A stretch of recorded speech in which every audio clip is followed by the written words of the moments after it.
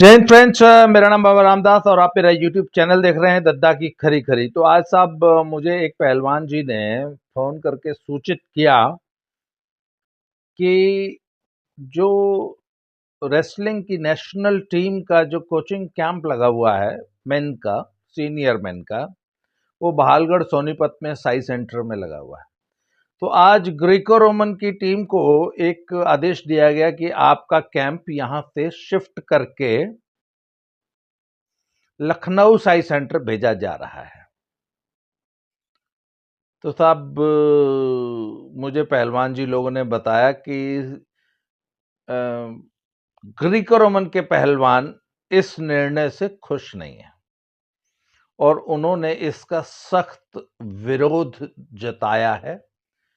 और जहां तक मुझे सूचना मिली है, आज शाम को 4 बजे ग्रीको रोमन टीम के सारे रेसलर्स, सारे कैंपर्स जो कि उस कोचिंग कैंप में हैं, आज एग्जीक्यूटिव डायरेक्टर ईडी जो हैं भालगढ़ की एग्जीक्यूटिव डायरेक्टर साई की, ललिता जी हैं मैडम, तो ललिता मैडम से मिलने गए थे। क्या बात हुई मैं इस पे बाद में चर्चा करूंगा। तो मैं आपको बता दूं कि एशियन चैंपियनशिप जो कि इसी 28 मार्च से पहले दिल्ली में होने वाली थी, तो जब ये पहलवानों की जब नौटंकी शुरू हुई और पूरा धरनाजीवी पहलवानों ने जब हड़ताल और वो धरने और प्रदर्शन और वो है ना किए ना 3 दिन के जंतर मंतर पे, तो उसके बाद एक मीटिंग हुई थी सभी कोचेज और हरियाणा के सभी खलीफाओं को और कोचेज को और पुराने पहलवानों को बुलाया गया था वो अशोक ढाका के अखाड़े में। तो उस वक्त अपने बजरंग पूनिया पहलवान जी ने बड़ी नाल मढ़ाई थी, बहुत ताल ठोक के कही थी कि मेरे मुंह पे पता नहीं क्या कर दियो अगर ये एशियन चैंपियनशिप दिल्ली में हो गई तो तब उनकी वाणी सच हो गई और उन्होंने बहुत बड़ा उपकार किया भारतीय कुश्ती पे कि एशियन चैंपियनशिप इंडिया से जो कि दिल्ली में होने वाली थी वो हटवा दी। तो सब यूडब्ल्यूडब्ल्यू ने हटा दी। इन लोगों ने मेलें लिखी थी कि साहब हिंदुस्तान में तो माहौल ही बहुत खराब है, लड़कियों पहले हमारी विमेन रेसलर थी बहुत असुरक्षित हैं, हमारे फेडरेशन पे तो जी ऐसे ऐसे आरोप हैं, हमारा प्रेसिडेंट तो जी ईसा है। तो जब तब अब आपका बेटा ही ऐसे आरोप लगाएगा तो फिर बाप बेचारा क्या करेगा। तो तब यूडब्ल्यूडब्ल्यू ने एशियन चैंपियनशिप दिल्ली से हटा के वो अस्ताना में कर दी। तो उसी वो अब होने वाली है 8 अप्रैल से, शायद 8 या 10 अप्रैल से होने वाली है।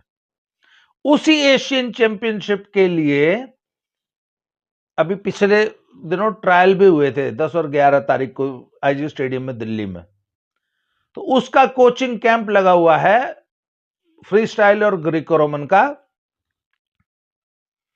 वही बालगढ़ में। और हमारी महिला पहलवान देवी जी लोगों ने तो कह दी कि भाई साई सेंटर लखनऊ तो पता नहीं क्या का अड्डा है, वहां तो एक ही काम होता है, वो सब आपको मालूम है। मैं वो शब्द इस्तेमाल नहीं करना चाहता, यूट्यूब जो है ना मेरे चैनल को वो डिमोनेटाइज कर देता है। खैर, तो वहां से साई ने भी बहुत बड़ा कद्दू में तीर मारा। जैसे ही आरोप लगे वहां से लड़कियों का कैंप हटा दिया, तब से आज तक लड़कियों का कोई कैंप नहीं लगा। खुद तो ये ब्याह करा के हनीमून मना रही हैं बेचारी लड़कियां जो दूर दराज की उस कैंप में आके प्रैक्टिस करती थी, जिनको अच्छी डाइट मिल जाती थी, उन बेचारियों के कैंप नहीं लग रहे। फिर ये जितनी ये खलीफी ब्याही थी हनीमून वाली, इन्होंने बोला जी हमारा कैंप तो दिल्ली में लगाओ। तो सोनीपत से सॉरी लखनऊ से हटा के साई ने एक प्रस्ताव भेजा है अब, हालांकि इसकी रूपरेखा तो बहुत पहले बन गई थी, कि विमेन्स टीम, विमेन्स का कैंप और फ्री स्टाइल का कैंप तो रहेगा बालगढ़ में, सोनीपत में, ग्रीको रोमन जाएगी लखनऊ। तो मैंने एक वीडियो पहले भी बनाई थी कि भाई स्पोर्ट्स अथॉरिटी ऑफ इंडिया वाले अधिकारीगण, डीजी साहब, ये भालगढ़ में ही लड़कियों का कैंप लगाने का दुराग्रह क्यों किया जा रहा है? इसका कारण मैंने पहले भी बताया था, पर साहब डीजी साहब को तो समझ में आ नहीं रही होगी। बहुत भोले पंछी हैं डीजी साहब तो, डीजी साई। तब जो मेन जो बड़े बड़े खलीफे हैं ना, इनके हो रहे हैं ब्याह, उसमें बहुत सारी खलीफियां जो है वो उनकी वाइफ्स वो भी कैंप में है। तो इनकी मेन प्रॉब्लम है कि ये तो पड़े हैं खलीफे दिल्ली में, बालगढ़ में, पत्नी धर्मपत्नी जी पड़ी हैं लखनऊ में, तो विरह वियोग में इनसे रहा नहीं जा रहा। तू छुपी है कहां, मैं तड़पता यहां, तू कहां लखनऊ पड़ी है, मैं बेचारा बालगढ़ में तड़प रहा हूं, तू भी आड़े आ जाए न। तो साहब विवाहित पहलवानों ने और उनकी बीवियों ने इस पूरे आंदोलन के पीछे यह भी एक मेन रीजन है कि लखनऊ से कैंप शिफ्ट करके बालगढ़ लिया दो, जिससे पहलवानी के साथ साथ हनीमून भी चलता रहे सरकारी खर्चे पे। अब ग्रीको रोमन वाले करेंगे साहब हम क्यों जाएं, ग्रीको रोमन क्यों जाएगी लखनऊ, फ्री स्टाइल ने भेज दो। तो साहब आज शाम को आधिकारिक सूचना है मेरे पास बाकायदा कि आज शाम को ग्रीको रोमन के सारे पहलवान ललिता मैडम एग्जीक्यूटिव डायरेक्टर से मिले और उन्होंने कहा जी हम शुरू से ग्रीको रोमन और फ्री स्टाइल की टीमें हमेशा से साथ प्रैक्टिस करती हैं। हमारी मैट पे ट्रेनिंग बेशक अलग अलग होती है, पर बाकी सारी फिजिकल एक्टिविटी और बाकी एक होता है ना, एक भाईचारा, एक आपसी सौहार्द, एक मेल मिलाप। तो शुरू से फ्री स्टाइल ग्रीको रोमन वाले रेसलर साथ रहते हैं, तो आप हम लोगों को अलग क्यों करना चाहते हैं? और अगर करना ही है, अगर हमको आप बालगढ़ से हटाना ही चाहते हैं, तो फिर फ्री और ग्रीको को दोनों को हटाओ। सिर्फ ग्रीको रोमन को आप लखनऊ क्यों भेजना चाहते हैं? अच्छा दूसरी चीज, अरे भैया आपके पास सेंटर्स की कमी नहीं है साई वालों, पटियाला है, दिल्ली है, बेंगलोर है, गांधीनगर है, पूना है, भोपाल है, कलकत्ता है और ऐसे 20 सेंटर और हैं, चाहे जहां मर्जी भेज दो। अरे भैया 10-20 कमरे ही तो चाहिए, एक मेस चाहिए, एक हॉल चाहिए, कहीं पर भी किसी भी सेंटर पे जो है लड़कियों का कैंप लगाया जा सकता है। तो लड़कियों को बहालगढ़ शिफ्ट करने का ही ये जिद क्यों? तो ललिता मैडम के पास जब ये पक्की सूचना है मेरे पास कि जब ललिता मैडम के पास ग्रीको रोमन के रेसलर्स गए तो उन्होंने कहा कि भैया हमें तो कोई दिक्कत नहीं, आप बजरंग से बात कर लो, बजरंग पूनिया जी से। तो उन्होंने बोला जी हम बजरंग से क्यों बात कर ले, हु इज बजरंग? मतलब अब क्या बजरंग पूनिया डिक्टेट करेंगे कि कैंप कहां लगेगा? अच्छा साई बजरंग पूनिया को इतना महत्व क्यों दे रही है? स्पोर्ट्स अथॉरिटी ऑफ इंडिया के ऑफिशियल्स, डीजी साहब, ये बजरंग पूनिया कब से रेसलिंग के मैटर्स में साई को डिक्टेट करने लगे कि कौन सा कैंप कहां लगेगा? तो पहलवानों ने स्पष्ट मना कर दिया कि जी हम क्यों बजरंग से बात करेंगे, हमने अपनी बात कह दी और ये इतनी बात कह के चले आए। शाम को ऐसी सूचना मिली है कि 5:30 बजे बजरंग पूनिया जब हॉल में प्रैक्टिस करने आए, बाकी बच्चे प्रैक्टिस वहां ऑलरेडी पहले से कर रहे थे, तो किसी बच्चे ने, किसी भी पहलवान ने, स्पेशली ग्रीको रोमन वालों ने, ऐसा मुझे बताया गया कि किसी ने बजरंग पूनिया को विश नहीं किया, हेलो हाय कुछ नहीं हुई, बजरंग पूनिया ने भी नहीं किया, अपनी प्रैक्टिस की चले गए।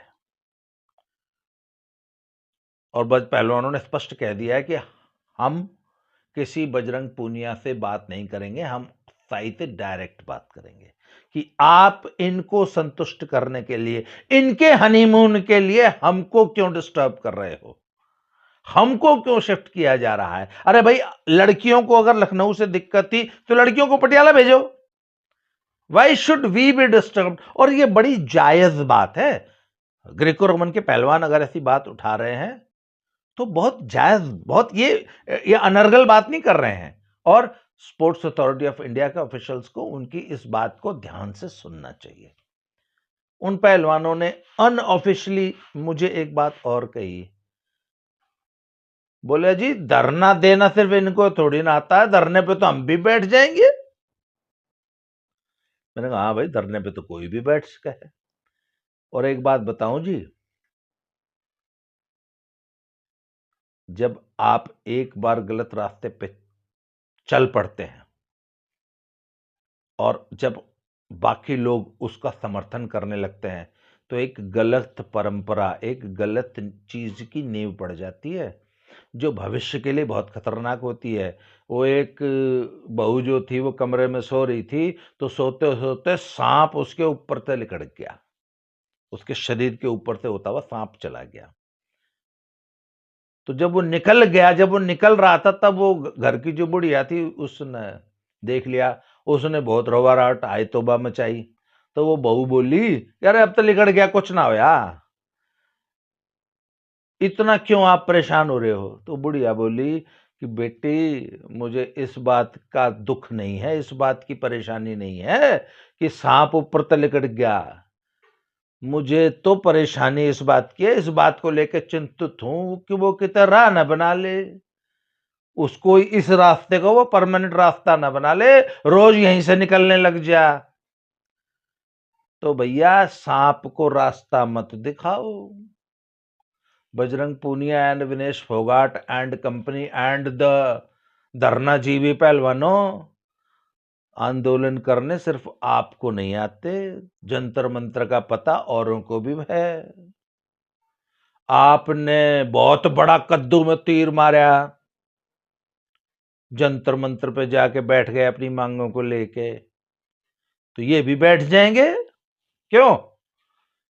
और अब पहलवानी में तो सब ये ही होंगे, धरने होंगे, प्रदर्शन होंगे, हड़तालें होंगी, बात बात पर हम भी चक्का जाम कराएंगे।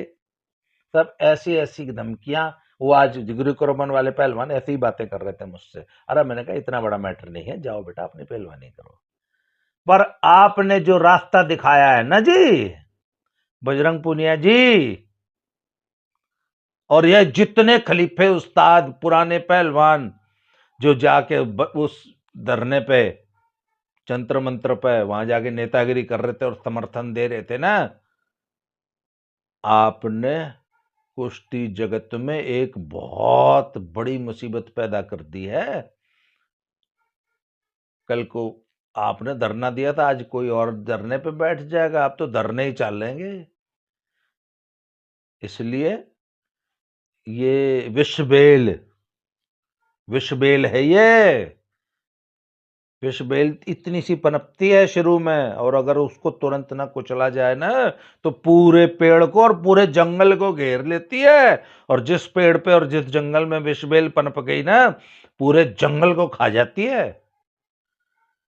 तो ये धरना जीवियों की विश्व बेल जो है ना, और स्पोर्ट्स अथॉरिटी ऑफ इंडिया की सबसे बड़ी प्रॉब्लम है कि आप इन धरना जीवियों की अनर्गल मांगों के सामने सरेंडर कर रहे हैं, घुटने टेक रहे हैं। और आज ललिता मैडम जो एग्जीक्यूटिव डायरेक्टर थी, उनका ये कहना कि आप तो जी बजरंग पूनिया से बात कर लो, तो ये घुटनों के बल पूरी sports authority of India Bajrang Punia और विनेश फोगाट के सामने क्यों बैठी हुई है?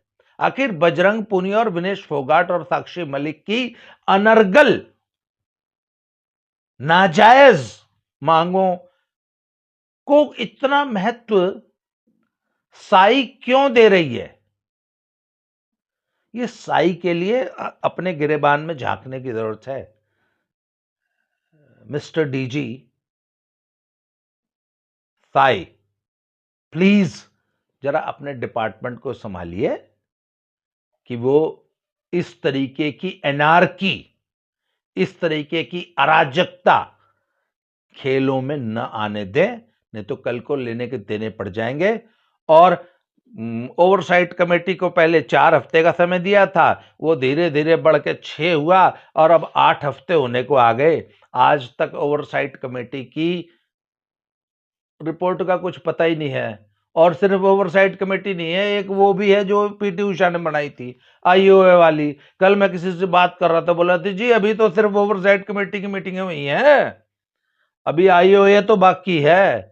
और यहां स्थिति यह है कि ओपन नेशनल तो ही नहीं, रैंकिंग टूर्नामेंट जो होता था नेशनल्स का हमारा, इसके अलावा अंडर 15, कैडेट, जूनियर और अंडर 23 के सारे नेशनल चैंपियनशिप तभी बाकी हैं, और बहुत सारे इंपॉर्टेंट टूर्नामेंट्स आगे आने वाले हैं। और सब कुछ पूरी रेसलिंग फेडरेशन की सारी गतिविधि ठंडे बस्ते में डाल रखी है। एक ओवरसाइट कमेटी और वो जो है एक कमेटी बना रखी है, उसकी रिपोर्ट आज तक आई नहीं है, पता नहीं कब तक आएगी।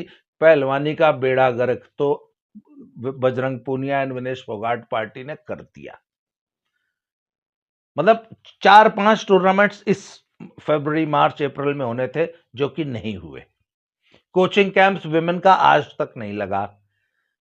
ग्रीको रोमन वाले अब चलो भाई तुम डेर डंडा उठाओ, जाओ लखनऊ जाओ।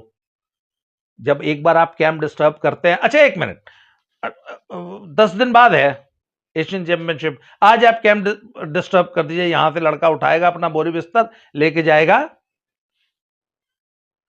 लखनऊ, हफ्ता 10 दिन उसको एडजस्ट होने में लग जाएगा। आप इतने इंपॉर्टेंट टूर्नामेंट से पहले, और जब टूर्नामेंट में जाना तो उसे 1 हफ्ता पहले आगे दिल्ली में बिठा देते हैं, वो जो वीजा की फॉर्मेलिटीज होती हैं। तो भैया ये कुश्ती से क्यों खिलवाड़ हो रहा है? किसी को हनीमून मनाना है, अरे भैया पहलवानी छोड़ो, तुम्हारे जूनियर्स तुमसे बहुत अच्छा परफॉर्म करेंगे, अपना घर में जाओ ना यार, खूब हनीमून मनाओ, परमानेंट कश्मीर और मनाली जाके बैठ जाओ। ये कोचिंग कैंप में हनीमून मनाने की जो जिद है ना, और ये जो जिद, आपकी इस जिद को जो पूरा कर रही है साई, इसकी बहुत बड़ी कीमत इंडियन रेसलिंग को चुकानी पड़ेगी। मैं आज वार्निंग दे रहा हूं, और अगले 6 महीने तक जो भी रिजल्ट आएगा मेरी इस वीडियो से कंपेयर कर लेना कि कोच साहब ने क्या कहा थी। सत्यानाश कर दिया है विनेश फोगाट एंड बजरंग पूनिया ने भारतीय कुश्ती का। और इब्तिदाए इश्क है, रोता है क्या, आगे आगे देखिए होता है क्या। अभी तो जस्ट शुरुआत है, अब तो देखते जाओ क्या क्या गुल खिलेंगे। आज की इस वीडियो में इतना ही, बहुत बहुत धन्यवाद। अगली वीडियो में फिर से मिलते हैं। Thank you very much.